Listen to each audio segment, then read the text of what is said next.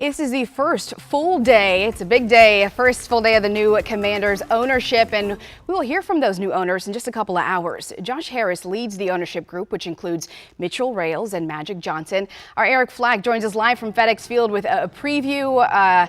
Flack, this is a big deal. It's a new era for fans. I see you got a small crowd behind you already. What's the mood out there right now?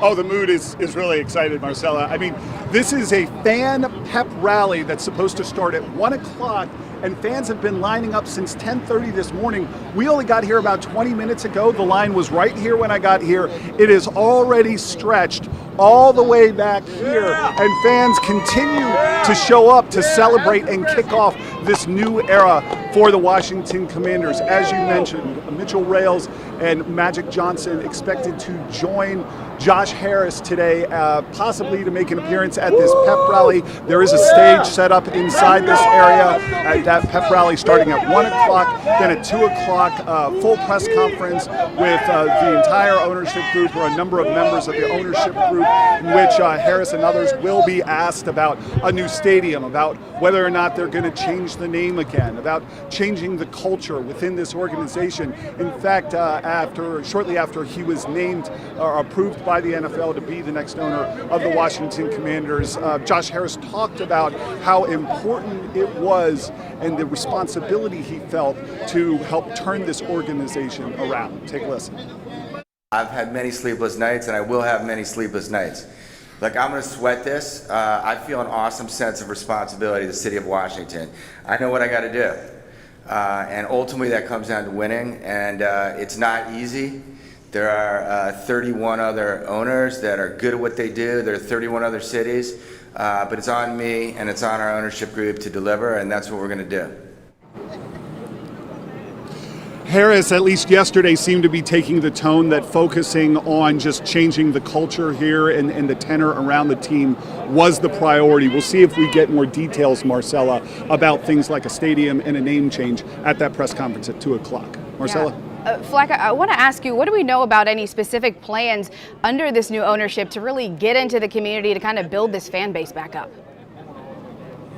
Well, I think it's a priority, right? And I think that's the one thing they're willing to go on the record about, is to say, first things first, we need to get back in the community. We need to be transparent. That is something that these fans have not seen from a lot of the past ownership and some of the experiences they've had. I think, and as Scott Broom joins me here, I mean, you've been in this market for a long time. You know what this franchise means to these fans. What sense do you get about why so many fans are showing their support for this day? Eric, it's interesting. You just mentioned culture, and that's the number one question.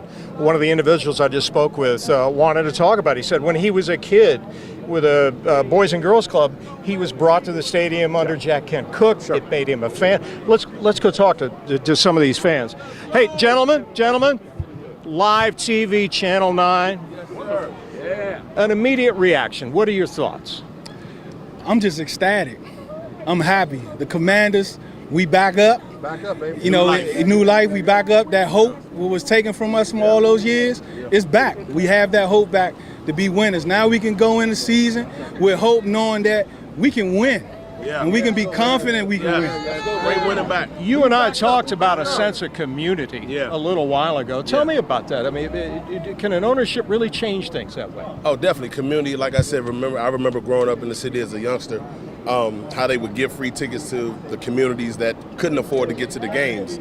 I remember going to training camp when they were in Carlisle and getting to eat lunch with some of the players. So that's what I remember, and it was a sense of community.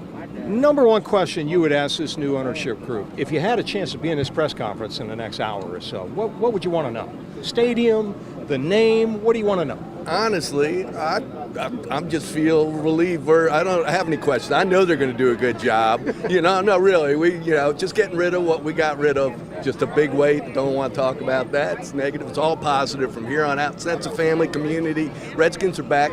This is a sense of love. Yeah. This is a Friday. Most of these people took off. I will never drive from Annapolis on a Friday. I got to hit traffic on the way back. I came up here. I haven't been in the stadium for 20 years. To say, yeah, baby. All right, you could feel the enthusiasm. If I use that term "end of an era," it sounds like that captures what you're thinking. All right, you got a feel for the fan reactions. A lot going to happen this afternoon. We're going to finally hear from this ownership group. We're going to be covering it like a blanket the rest of the day here at WUSA 9, so stick with us. Until then, back to you.